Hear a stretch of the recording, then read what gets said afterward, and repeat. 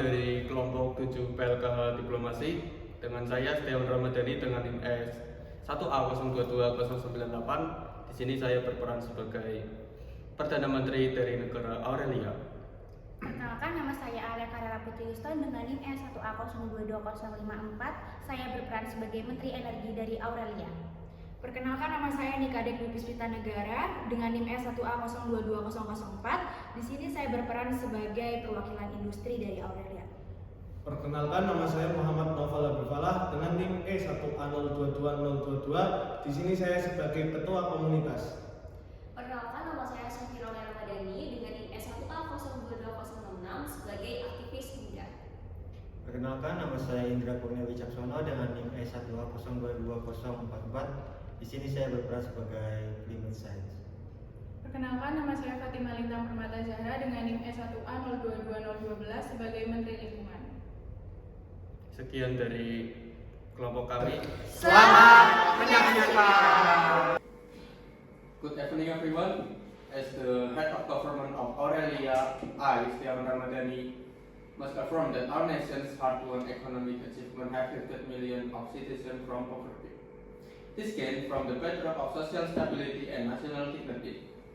Yet, they are now challenged by rigid environmental target devised without full appreciation of our domestic realities. To impose uncompromising emission restriction would mean dismantling that lifeline that sustains jobs, livelihoods, and investment. Aurelia cannot accept a framework that would exchange stability from uncertainty. In reflecting on our situations, I recall a passage from Fyodor Dostoevsky from the novel White Nights. I am just in the same position as you were when you went to him with your bundle, in worse position than you, because he cared for no one else you do. This reminds us that true responsibility must be rooted in understanding and care for our people's real circumstances. The meeting is now open. Our main objective today is to find a balance between economic growth and climate responsibility. With these considerations expressed, I now respectfully invite the Honorable Minister of Environmental of Borealis, Her Excellency Fatimah Lintang Azhara, to share her government perspective on this matter. We from Borealis present that we extend respect to Aurelia and acknowledge the gravity of this achievement. Yet we ask this fundamental question: is progress truly progress when purchased at the price of worsening climate disaster? Live across Borealis and the wither of our state, it is equitable and just that responsibility falls most those with the largest contribution to this crisis. A carbon tax is not punitive to nature, but a policy fairness ensuring those responsible of pollution shoulder its cost.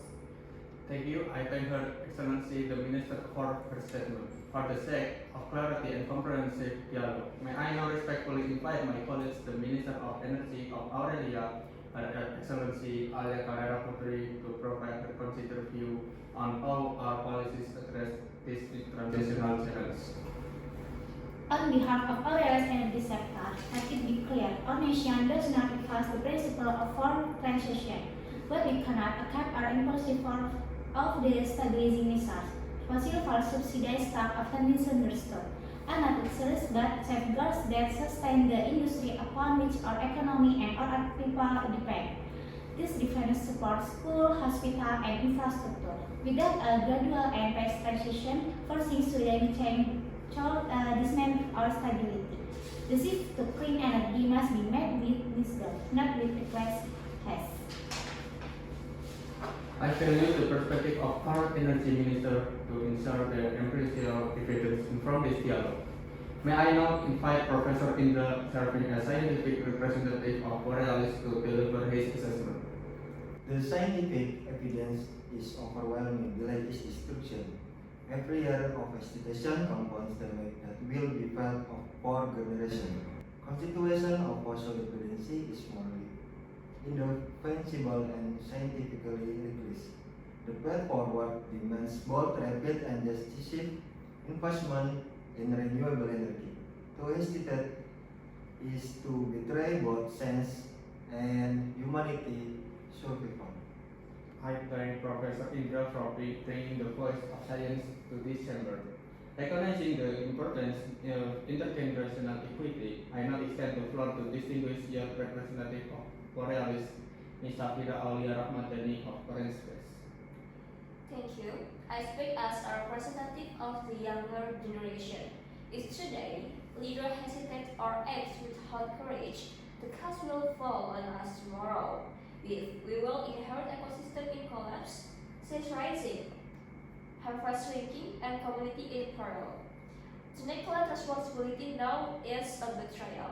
It denies us our right to inherit a world that is healthy, just and sustainable. Thank you. I deeply appreciate the intervention of the youth representative from Borealis. To ensure balance, let me now respectfully request the view of industry of Aurelia. I therefore invite Ms. Kadek as industry representative of Borealis to address this session. Representing sector of industry, I emphasize our wish to be partner, not adversaries. Industry accept responsibility for greater accountability, but also call for realistic support. Policies that safeguard workers, financial tools, and technological innovation enabling transition. Industry seeks to be an ally in this transformation, not its casualty. I thank the industry representative statement Ms. Kadek. Having listened carefully to all interventions, allow me now to present Aurelia reaffirm position. Aurelia respect the ideal put forward but insist on grounding them in reality. There can now be no meaningful progress on climate matters if economic stability is provided. We remain devoted to genuine dialogue and collaborative solutions. But we cannot adopt treatments so rigid that they endanger of our people's welfare. Balance must be us, or global progress will collapse under good intention detached from reality. Thank you, sir. We are Borealis present that this is a device moment. Either we act with courage now, or condemn ourselves to disaster by future delay. History will not absolve hesitation. The voices of the future will ask only one question: did we act in time, or did we fail them? I conclude by restating Aurelia principle state. We will not sacrifice the gaining lifting million from poverty to follow ideals detached from context. Sustainable solutions cannot be built without stable growth as their foundation. Declarations without this basis remain hollow. Let responsibility unit with realism so that together we safeguard both humanity, prosperity, and the planet's survival. Instead of these negotiations, I extend warm welcome to all Eastern delegations present here today, representing the diverse voices that make up our global community. We gather in this chamber not merely to exchange views, but to confront of the defining challenge of our era, a solemn task that call upon both our wisdom and our sense of responsibility. Our mission is to reconcile the twin imperatives that at times seem to stand in tension with another. The pursuit of economic stability that sustainable our societies, and the urgent need to safeguard our environmental for generations yet unborn. This is not a matter of abstract policy. It is a question that will determine the quality of life, the security, and indeed the survival countless of community across the globe.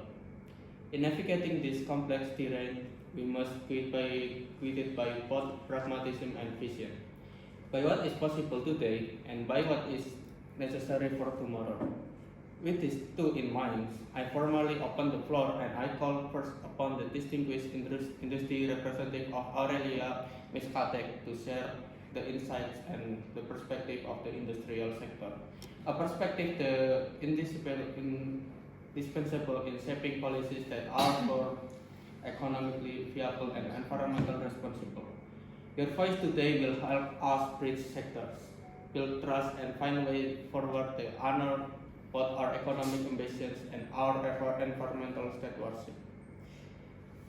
Let me share floor to Ms. Kadek to this session. We must be realistic. Energy transition project cannot instantly absorb the vast need of our industry. A sudden withdrawal of subsidies is tantamount to placing our industrial backbone into a state of crisis. I ask plainly, Is Borealis prepared to face the socio-economic consequences should mass employment in our industry collapse? I now invite the Minister of Environmental of Borealis to take the floor and respond to point raised. Thank you, sir. There is indeed a valid concern. Yet permitting patterns of consumption and production reliant of coal and oil endure is guarantee of collective catastrophe. For Borealis, for Aurelia, and for all. Aurelia holds a key to the solution. To persist in delay is not naturally, it is a conscious choice of soul and certain demise. I thank the Minister of Environmental of Borealis for the thoughtful remarks and the spirit of cooperation expressed. The Chair now directs the floor to himself to offer a response on behalf of Aurelia. While we recognize the legitimate concern raised by Borealis, Aurelia remains committed to advancing policies that harmonize industrial progress with environmental sustainability. Our objective is not to choose one over the other, but to build bridges where both priorities can coexist and reinforce one another for the benefit of our shared future. We fully recognize the urgency of climate change. However, solutions that demand massive economic sacrifice without realistic technical and financial support are not genuine solutions. They amount rather to execution. Aurelia cannot endorse remedies that impose unbearable burdens while offering no viable means of implementation. And now I invite the climate scientist of Borealis to take the floor and present the scientific perspective on the matters. Professor Indra. Such execution, Prime Minister, is precisely what will occur if comprehensive action continues to be delayed. Since does not lead our recommendation is clear, the establishment of green financing instrument and technology transfer framework is not an act of charity but a moral obligation and strategic necessity for the advanced nation most responsible for the origin of this crisis. I reaffirm Aurelia opens to constructive dialogue and share progress on these matters. I now grant the floor to Minister of Energy of Aurelia to offer further insight from our national perspective from Her Excellency Ms. Alia Carrera Putri. Thank you. Aurealia's friends open to financing initiative and technology partnership. Yet such assistance must be clear, measurable, and guaranteed. We require assurances that technology provided can be applied effectively rather than existing merely as rhetoric or negotiation terms. I thank the Minister of Energy for the comprehensive statement and the thoughtful commitment expressed towards sustainable progress. I now formally pass the floor to the youth representative of Borealis to share their view on the younger generation's expectations and vision for our collective future. I think Mr. Bang might be tense, but our demand is a simple and just. The younger generation must not become the sacrificial victim of irresponsible policies. We seek clarity of commitment and certainty of actions, not the vengeance of promises that dissolve upon security. Thank you for the insightful. I wish to acknowledge the important presence of grassroots voices in this dialogue, which express ground our discussions in live realities. I now invite to the community representative from Borealis to take the floor and share their perspective. Mr. Naufal Habib Falah. Okay. We in the rural and agrarian community experience the climate impact directly upon our harvest and our homes. To preserve the status quo is to sacrifice farmer and entire community. We plead for certainty that our voice be heard and that climate policy not remain at the level of rhetoric, but operate as concrete measure protect our livelihood. Thank you for the statement. I conclude this sessions. Distinguished delegates, as we draw this session to a close, I wish to comment to the candor, visions, and dedications demonstrated by all speakers today. We have heard perspectives from the ranging from scientific analysis to community realities, from the voices of the youth to the communities of industry. This diversity of the talk is our greatest asset in forging solutions that are inclusive, pragmatic, and forward-looking. Let us remember that the path ahead demands both resolve and cooperation. Economic stability and environmental sustainability must no longer be seen as opposing arms, but as intertwined pillars of our shared future. Aurelia stands ready to work alongside Borealis and our partners in the chamber of the to transfer our words into tangible actions, guided by mutual respect and the urgency of the moment. Thank you everyone for this session, and I will share my closing statement in this session.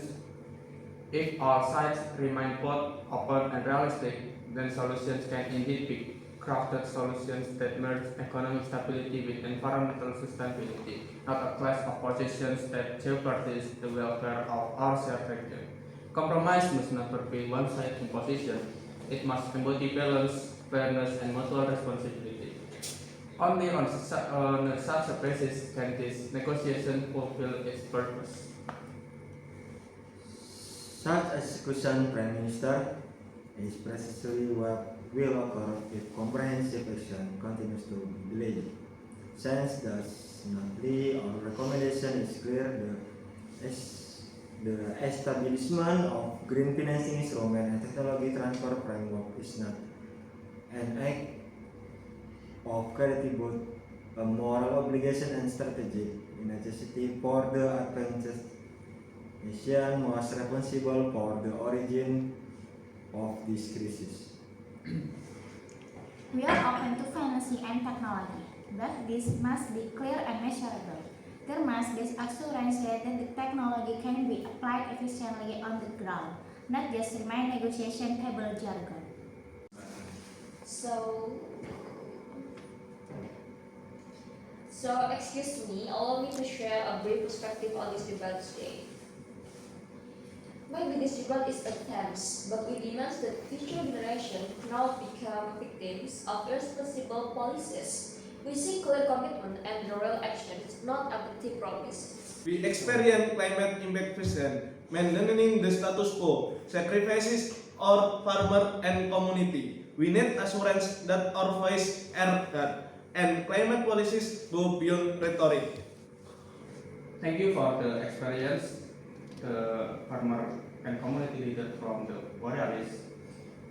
If all parties remain open and realistic, we can find solutions combining economic stability and environmental sustainability, not a zero sum that will harming the whole region. However, compromise must be balanced and just not unilateral demands. And we also appreciate the urgency of this issue. However, socio-economic implications must be carefully weighed. Too much has collapsed our industry and create new poverty.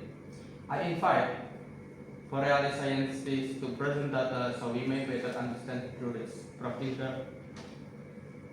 is yours. Thank you, Mr. Prime Minister. Less global and internal data show global temperature has risen more than 1.5 Celsius since pre-industrial times 2024 was the hottest year recorded. Acceleration global warming dangerously. Borealis and Aurelia have seen increased floods and drought with real impact. This is not just data. It is life at risk and livelihoods destroyed. Continuing this trend will irreversibly damage ecosystem and cause mass migration. We don't need to discuss emission reduction mechanism with realistic transition impacts.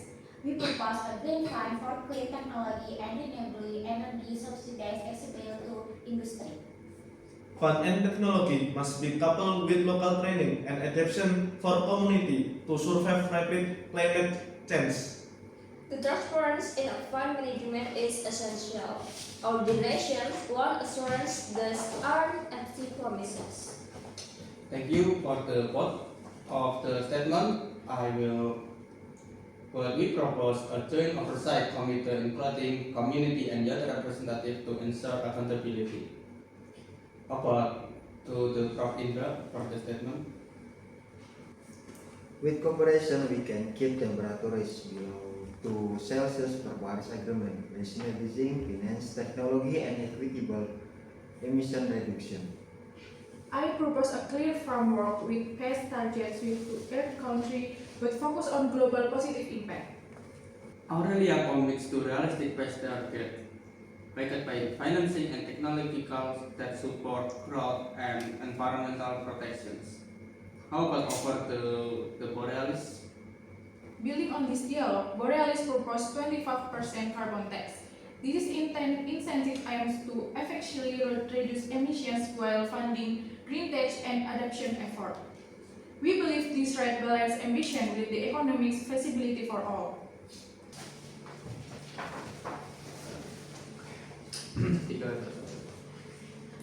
We have gone through an extensive debate, and we wish to emphasize that initially high carbon tax, such as the proposed 25%, will set the foundation of our industrial economy and potentially trigger social crisis that we can ignore. Therefore, we are proposing adjusting initial carbon tax to a minimum 10% as a part of a compromise package.